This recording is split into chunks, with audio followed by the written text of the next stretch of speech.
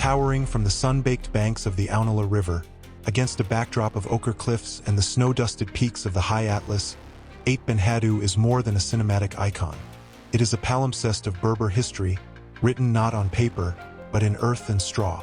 While its cameo in Gladiator, Game of Thrones, and Lawrence of Arabia has seared its image into the global consciousness, the true story of this Ksar, a fortified earthen village, lies in the silent, labyrinthine alleys where camera crews never tread. Its history is not one of kings and empires, but of caravans, community, and a profound symbiosis with an unforgiving land. The origins of Aït Benhaddou are shrouded in the dust of the trans-Saharan trade routes. Most visitors hear it dates to the 17th century, but its genesis is far older and more strategic. Its true beginning lies in the 11th century, not as a grand fortress, but as a simple agadir, a fortified collective granary.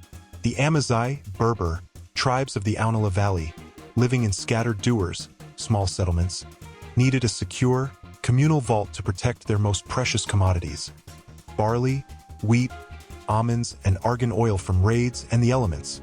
They chose this rocky promontory for its natural defensibility and proximity to the life-giving river. The Ksar we see today evolved organically around this seed. As the caravan trade boomed, transporting gold, salt, ivory, and slaves from sub-Saharan Africa to the imperial cities of Marrakech and beyond, Aït Benhaddou's location became supremely strategic. It was a vital way station, a place where weary traders could rest, trade, and pay tolls to the local tribe, the Glawa. The settlement grew from a granary into a fortified village. Each family clan built its own tyrant, a tall, multi-story earthen castle with corner towers, using the only materials available: reddish-brown tabout, puddled earth mixed with straw, and wood from nearby poplar trees.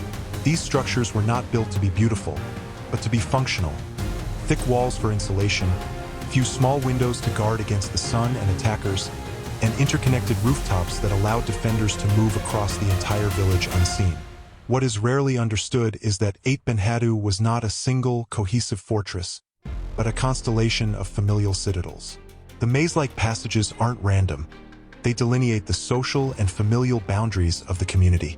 The highest, most elaborate triremes belong to the wealthiest families, their decorated geometric motifs and larger size proclaiming their status.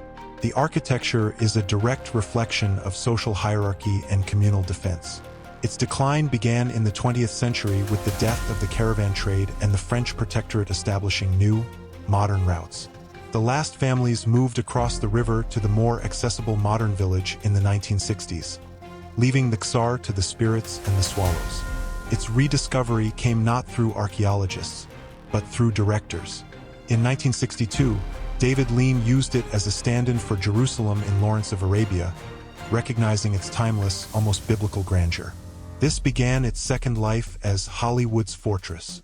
Today, a handful of families still maintain homes within the Ksar, preserving a fragile living heritage amidst the tourist flow. The unseen Aït Benhaddou is found in the quiet corners, in the ancient granary doors, carved with protective Amazigh symbols older than Islam, in the faded frescoes of handprints and fish on interior walls, invoking fertility and good luck, and in the seasonal Agdal system, a centuries-old, strictly regulated communal irrigation plan that still distributes the Aunala's water, a testament to the brilliant social pact that allowed life to flourish here. Aït Benhaddou is not an abandoned film set.